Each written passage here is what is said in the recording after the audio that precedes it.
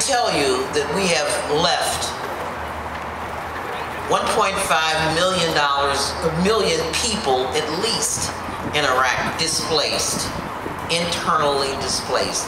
1 million widows.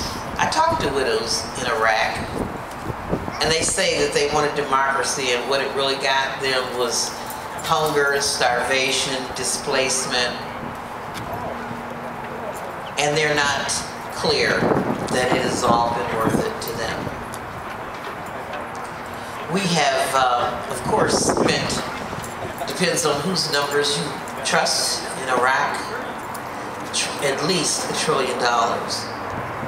And we're still spending money because there's still 49,000 troops there and even more contractors for which we're responsible, 72,000 contractors in Iraq to be moved out. So we've got to move our minds from war to human needs. We cannot continue to distance ourselves because there's no draft. I think that we were much more conscious of this when our young men were being forced to go into war in Vietnam than we are now, when we simply have immigrants, immigrants who are trying to be part of our country go, or low-income rural white boys and folks from the inner cities of Detroit, Chicago, and Milwaukee go because there are no jobs. We can distance ourselves from that 1% of men and women and families who pay the price. My nephew was about to do his 3rd tour in Afghanistan, and thank God his son burst into tears and said, "Daddy, Daddy, please don't go back." And so he didn't.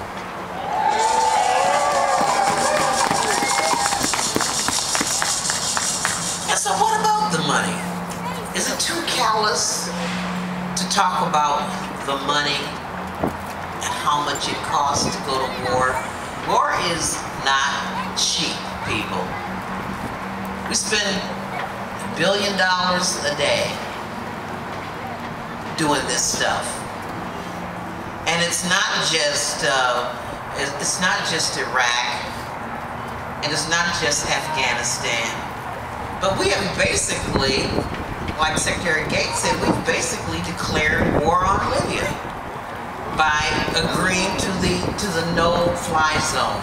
Basically, you have to bomb their air assets in order to enforce the no-fly zone. So we're, people, we're in another war, and we still have saber rattling toward Iran, Korea, and so what about the money? My colleagues who are in the majority in Congress say we must not touch the money for war. They continue to point to Social Security and Medicare as the places that we need to cut. Social insurance that we've all paid into, which ironically and eerily is about equal to what it costs to be at war all of the time. What did the songster say today? We shouldn't study war no more. It ain't just spending money. We got to stop thinking about war. They're planning for a forever war. And a way to do this, they say, is to turn Medicare into a voucher, to turn Social Security, to make major changes to it, perhaps put some of it in the stock market, to cut WIC, $757 billion, literally taking milk out of the mouths of babies, take birth control away from men and women, to cut education funding, to cut Pell Grants so that we'll no longer have smart people in the world in order to make sure we can have these wars, but that we should eviscerate every area of human life and dignity so that we can pay to be at war. Ladies and gentlemen, everything has been said here today. Those who haven't said it have sang it, have prayed it. But let me tell you what my voice is. I have a very special voice. I have an exalted voice. I have your voice. I am your voice in the United States Congress. And I have also not your voice, but your ears. I have listened to what you have said. I'm not a military expert, a military genius. I don't know whether or not we should be in Libya. All I know is that we allowed millions of people to die in Darfur and we didn't bomb anybody. I know that a lot of people died, in Rwanda. We didn't do anything. So I'm not sure what our goals are in Libya. And since this issue was not debated in Congress, the institution that has the authority to declare war, I have not had the opportunity to hear the arguments on both sides of it. All I know is that the French Prime Minister, President, wanted us to be at war, and next thing I know, we were daring Gaddafi to defy our no-fly zone.